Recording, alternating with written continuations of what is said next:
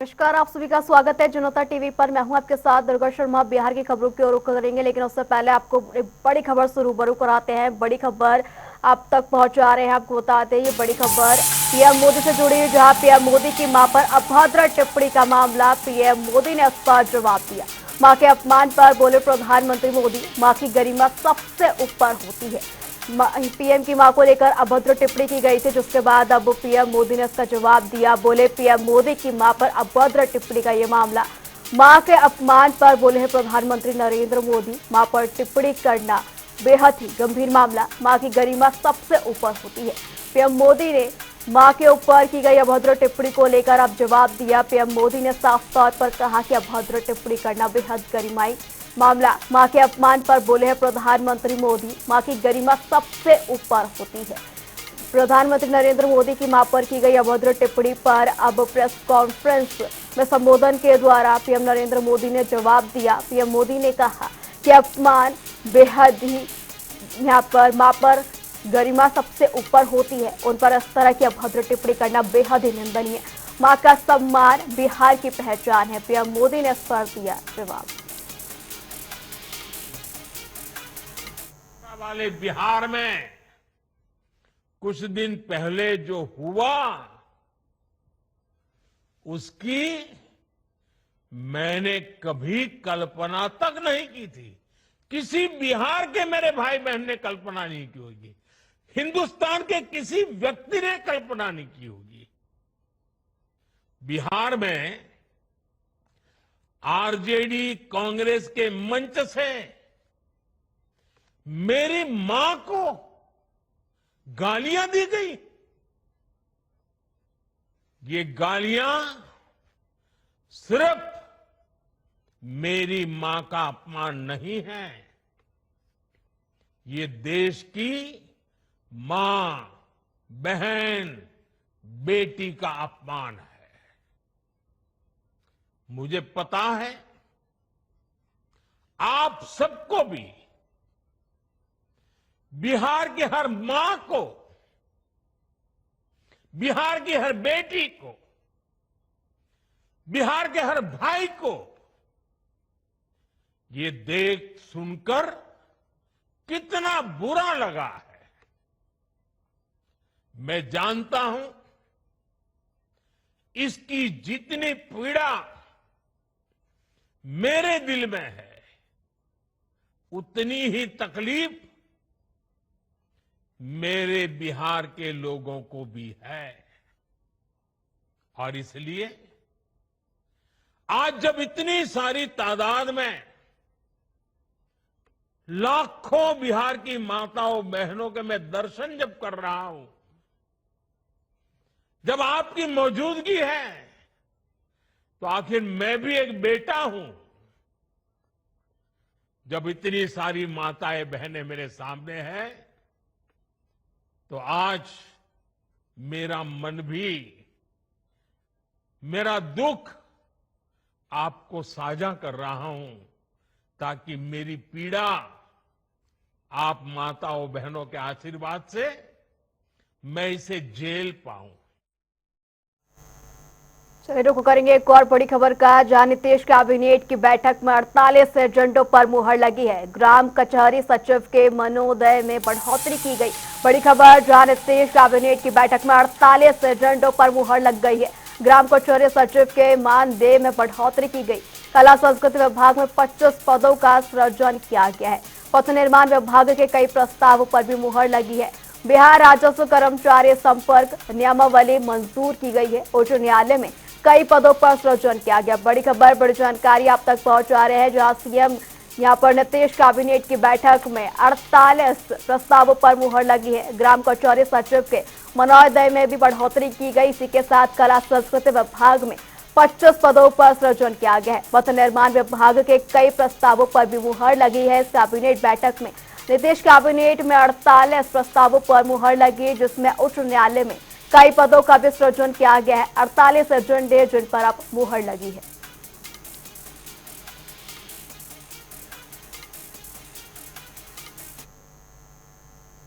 चलिए अब बिहार की खबरों पर नजर डालेंगे एक्सप्रेस अंदाज में।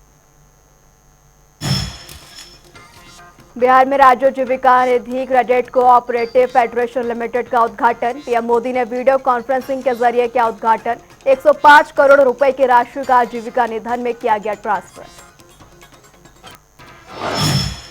नीतीश कैबिनेट की हुई बैठक, 48 एजेंडों पर लगी मुहर। 1 जुलाई से बढ़ाया गया आईटी सहायक का मानदेय। अनुसूचित जाति जनजाति आवासीय विद्यालय में कुल 1800 पद का किया गया सृजन। राजद नेता मनोज कुमार झा ने मतदाता अधिकार यात्रा पर दिया बयान। बोले, मतदाता अधिकार यात्रा अब सिर्फ राहुल और तेजस्वी की नहीं, संदेश वोट चोर गद्दी छोड़ हर कोने तक पहुंचा। कांग्रेस नेता तेजस्वी राहुल जी की गांधी यात्रा नहीं है, संदेश कोने कोने तक पहुंचा है। चप्पे चप्पे में ये गूंज रहा है, वोट चोर गद्दी चोर। देखिए, इस नारे का मतलब क्या है? सिर्फ वोट चोरी नहीं, मत का उद्देश्य क्या होता है? बदलाव।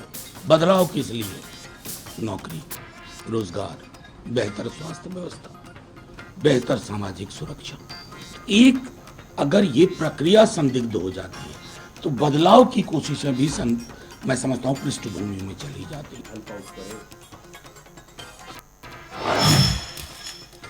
कांग्रेस नेता राहुल गांधी के बयान पर बीजेपी अध्यक्ष दिलीप जायसवाल ने किया पलटवार। कहा, उनके मंच से पीएम की मां को दी गई गाली, जनता अहंकार का देगी जवाब।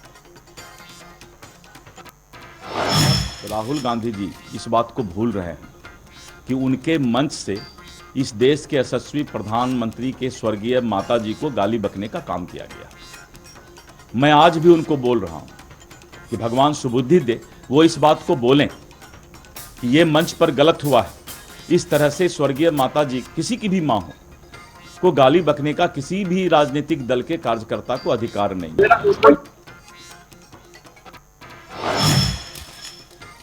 आगामी चुनावों को लेकर बीजेपी अध्यक्ष दिलीप जायसवाल का बयान। कहा, अपनी तैयारियों में जुटे सभी दल दिल्ली में बैठकर कर रहे हैं कई रणनीतियां तय।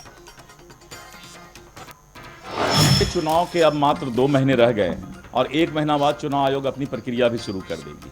तो वाजिब है कि अब जो है सभी दल का, राजनीतिक दल जो है अपने अपने बैठक करेंगे और उसी में ये पहली शुरुआत है और हमारे सभी प्रमुख नेता दिल्ली में जो है बैठ करके आगे की रणनीति तय करेंगे।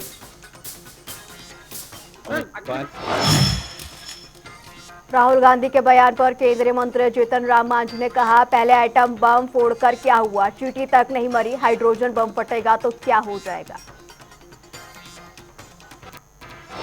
पहले एटम बम फोड़ के क्या किए, तो चिट्ठी भी नहीं मरी। तो उसी प्रकार से हाइड्रोजन बम फूटेगा तो कुछ होने को है, कोई मुद्दा है उनका। अरे सतत प्रक्रिया है, मरे हुए का नाम कट रहा है, जिसका नाम नहीं था जुट रहा है। जो बाहरी एलिमेंट है, जो कॉन्स्टिट्यूशन के अनुसार यहाँ वोटर नहीं होना चाहिए, वो लोग वोटर बना करके यहाँ का राजनीति को प्रभावित कर रहा है।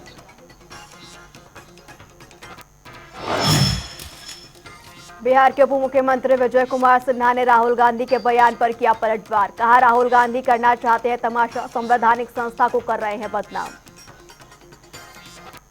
राहुल गांधी उतर खेलौर कर रहे हैं।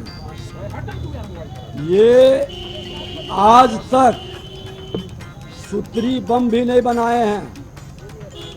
ये पटाखा फोड़ करके तमाशा करना चाहते हैं।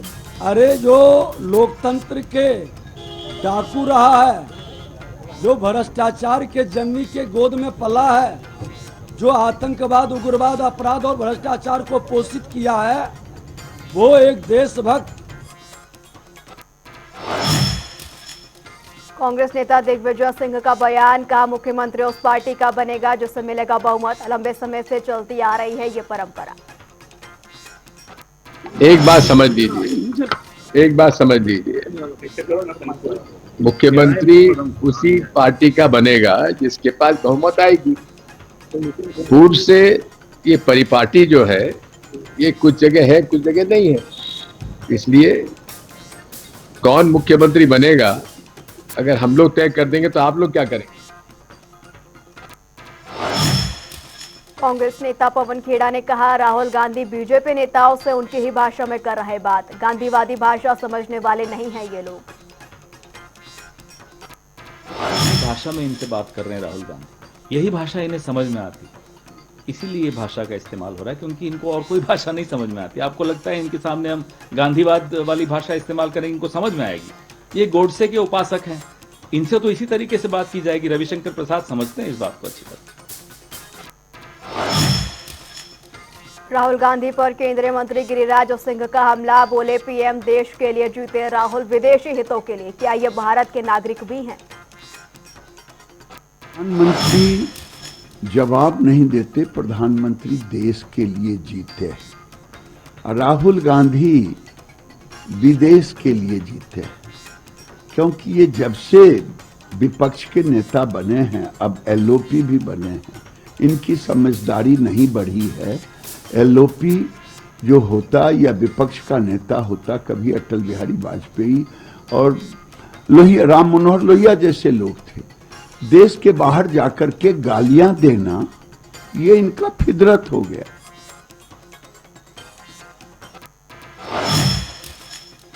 गोपालगंज में जेडीयू अध्यक्ष आदित्य शंकर शाही की अध्यक्षता में एनडीए ने की प्रेस कॉन्फ्रेंस, 7 सितंबर को कुचायो कोर्ट में विधानसभा बैठक की घोषणा।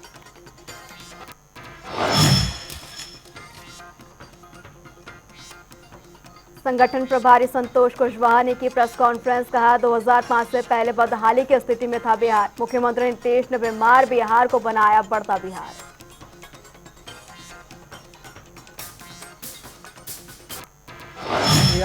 वोट तो पहले ही लोग चोरी करते, तो वोट चोरी करे के आदत तो इन लोग को बना हुआ है। वो आज जब वोट चोरी नहीं हो रहा है तो ये रोड पर घूम रहे हैं कि वोट चोरी है, वोट चोरी है। वोट चोरी नहीं, वोट डकैती होता था पहले। वोट को लूट लिया जाता था, बिहार के वोट को, बूथों को, और राइफल रख के कहा जाता था कि यह मेरा बूथ है, यह आरजेडी का बूथ हुआ बिहार अब नहीं है, वो बदलाव का बिहार है और नीतीश कुमार का बिहार है।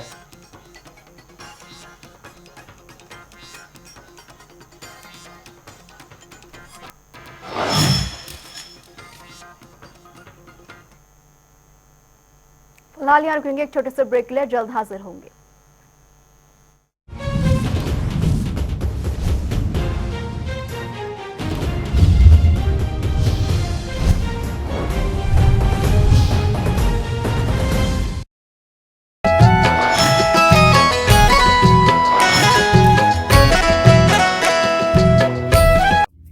उज्जैन के महाकालेश्वर मंदिर से करीब 6 किलोमीटर दूर ग्राम जवासवा में भगवान गणेश का प्राचीनतम मंदिर स्थित है। इसे चिंतामण गणेश के नाम से जाना जाता है। गर्भगृह में प्रवेश करते ही गणेश जी की 3 प्रतिमाएं दिखाई देती हैं। पहला चिंतामण, दूसरा इच्छामण और तीसरा सिद्धिविनायक। ये स्वयंभू मूर्तियां हैं। ऐसी मान्यता है कि चिंतामण चिंता से मुक्ति प्रदान करते हैं। इच्छामण अपने भक्तों की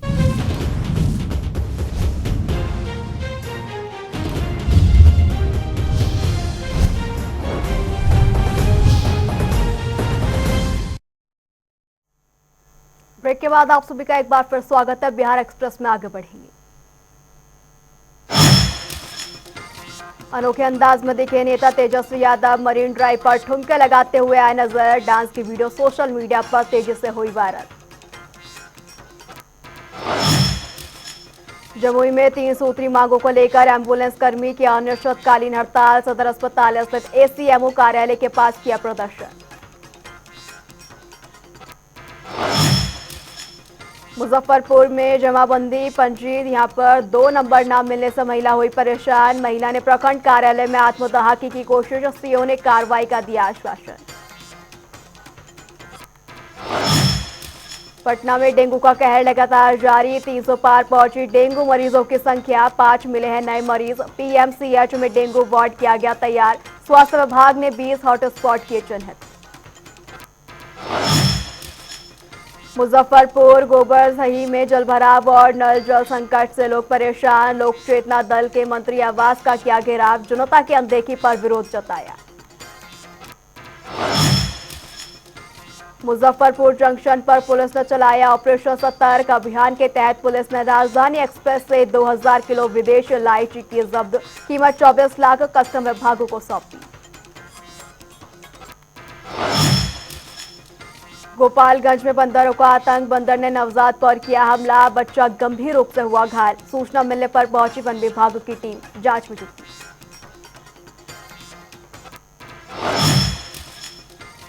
कैमूर में आकाशीय बिजली गिरने से झुलसे 5 लोग, 3 महिलाओं की मौके पर हुई मौत। खेत में काम करने के लिए दौरान यह हुआ हादसा।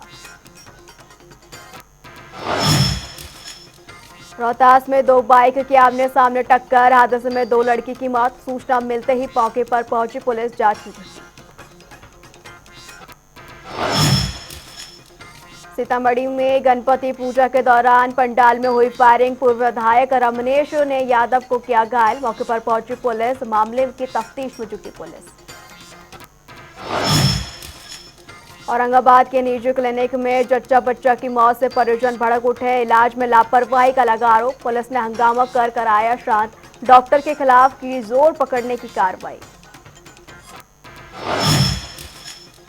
पटना में डाक बंगला के चौराहे पर राहुल गांधी की सभा खत्म होते ही अफरा तफरी, कार्यकर्ताओं ने विरोध करने आए 2 युवकों को पीटा। पुलिस ने समय रहते बचाकर शुरू की जांच।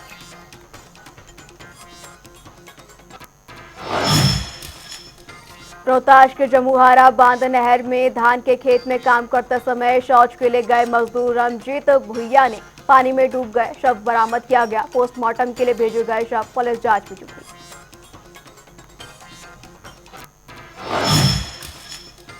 मधुबनी के कलुआई थाना क्षेत्र में गैस एजेंसी डकैती का मास्टरमाइंड गिरफ्तार, 1 देसी कट्टा और 2 जिंदा कारतूस बरामद किए गए। अन्य 3 अपराधियों की हुई पहचान, बाकियों की गिरफ्तारी के लिए छापेमारी जारी।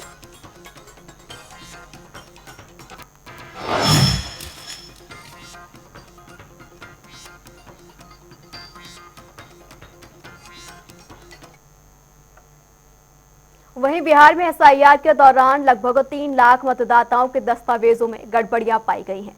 चुनाव पंजीकरण अधिकारियों ने संबंधित व्यक्तियों को नोटिस जारी कर दी है। यह संख्या और बढ़ सकती है क्योंकि जांच अभी जारी है। ऐसे में मतदाता सूची से करीब 3 लाख और मतदाताओं के नाम कट सकते हैं। क्या है पूरा मामला, देखिए हमारी खास रिपोर्ट में।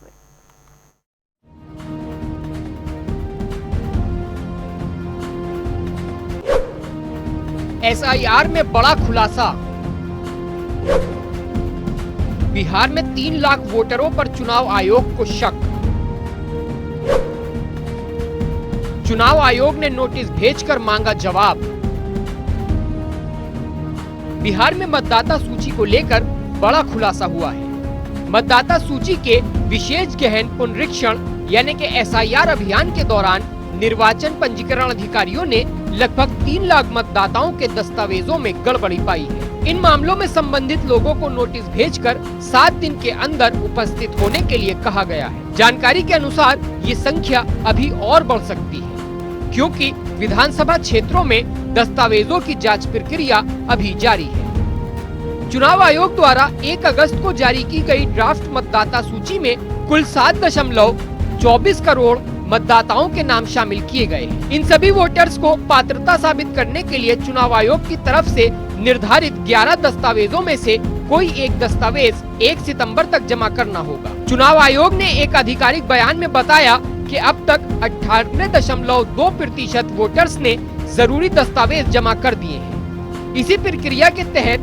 इस हफ्ते से ईआरओ उन मतदाताओं को नोटिस भेज रहे हैं जिन्होंने या तो कोई दस्तावेज नहीं दिया है या गलत दस्तावेज दिखाए हैं या फिर जिनकी नागरिकता और पात्रता को लेकर संदेह है। मतदाताओं को जारी नोटिस में क्या कहा गया?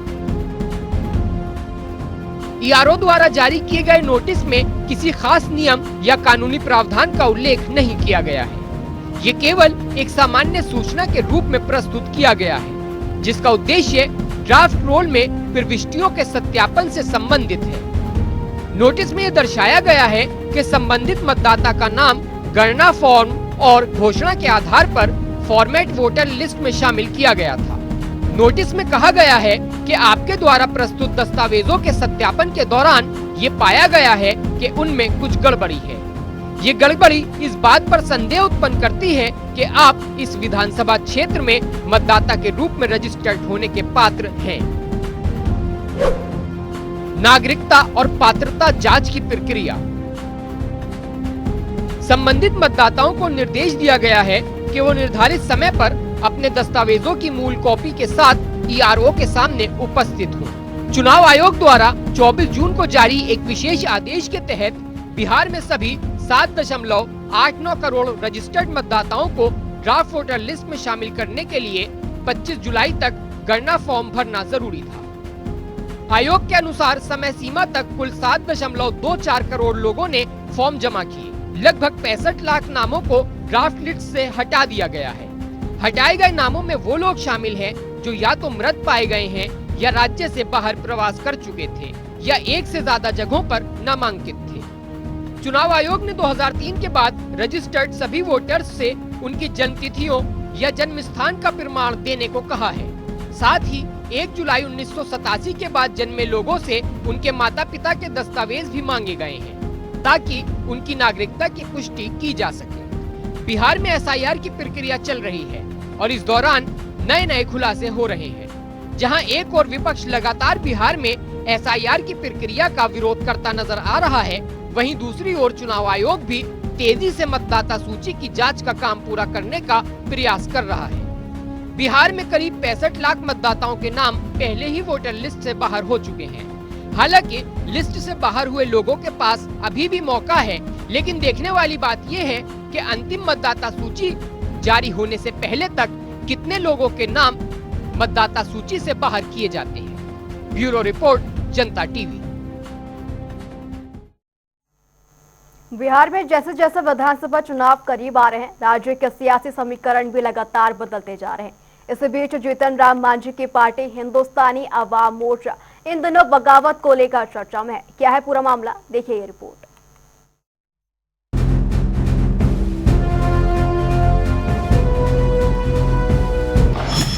जीतन राम मांझी के घर में ही बगावत। बहू दीपा मांझी के लिए चुनाव में बड़ी मुश्किल। बिहार का सियासी पारा लगातार हाई है। इस बीच जीतन राम मांझी की पार्टी हिंदुस्तानी आवाम मोर्चा में बगावत थमने का नाम नहीं ले रही है और ये पूरा सियासी संग्राम चुनाव से पहले जीतन राम मांझी की मुश्किलें बढ़ा रहा है। जैसे जैसे विधानसभा चुनाव नजदीक आ रही है, वैसे वैसे हम पार्टी में अंदर ही अंदर आपसी कलह सुलझने के बजाय बढ़ती जा रही है। इस बीच मांझी की पार्टी में एक नया बखेड़ा हो गया है। दरअसल गयाजी जिले के इमामगंज प्रखंड की जिला पार्षद सदस्य पार्वती देवी हम की नेता है और इमामगंज विधानसभा से जीतन राम मांझी की बहू दीपा मांझी विधायक है। 2025 विधानसभा चुनाव में जिला पार्षद सदस्य पार्वती देवी ने इमामगंज से उम्मीदवारी की दावेदारी ठोक दी है और पार्टी के शीर्ष नेतृत्व को चेतावनी भी दी है। पार्वती देवी का कहना है कि अगर हम पार्टी इमामगंज से टिकट नहीं देगी तो वे दीपा मांझी के खिलाफ पार्टी से बगावत कर निर्दलीय चुनाव लड़ेंगे। इस बीच हम नेता पार्वती देवी विधायक दीपा मांझी के खिलाफ निर्दलीय चुनाव लड़ने की धमकी पर हम के राष्ट्रीय अध्यक्ष और मंत्री संतोष कुमार की प्रतिक्रिया सामने आई है। उन्होंने कहा कि जो व्यक्ति चुनाव लड़ना चाहता है और इसकी तैयारी कर रहा है, उसे निश्चित रूप से ऐसा करने का अधिकार है। किसी को इंतजार नहीं करना चाहिए।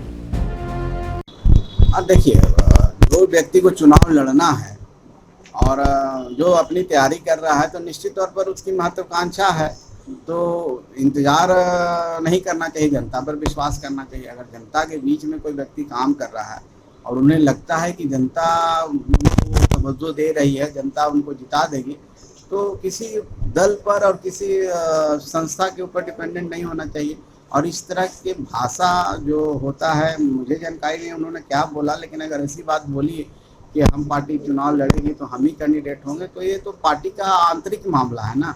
ये पार्टी किसको कैंडिडेट बनाएगी नहीं बनाएगी, ये पार्टी समय आने पर सबके समक्ष रखेगी और उसके बाद होता है कुछ लोग नाराज होते हैं, कुछ लोग खुश होते हैं, कुछ लोगों की महत्वाकांक्षा की सिद्धि नहीं होती है, पूर्ति नहीं होती है। तो मैंने तो कहा ना कि सब स्वतंत्र हैं। जीतन राम मांझी बिहार में एनडीए के मजबूत सदस्य हैं, लेकिन इस समय जो माहौल उनकी अपनी पार्टी के अंदर चल रहा है, उसने मांझी की टेंशन जरूर बढ़ा दी है। अब देखने वाली बात यह है कि हिंदुस्तानी अवाम मोर्चा में जारी आपसी कलह बिहार विधानसभा चुनाव पर क्या असर डालती है। ब्यूरो रिपोर्ट, जनता टीवी।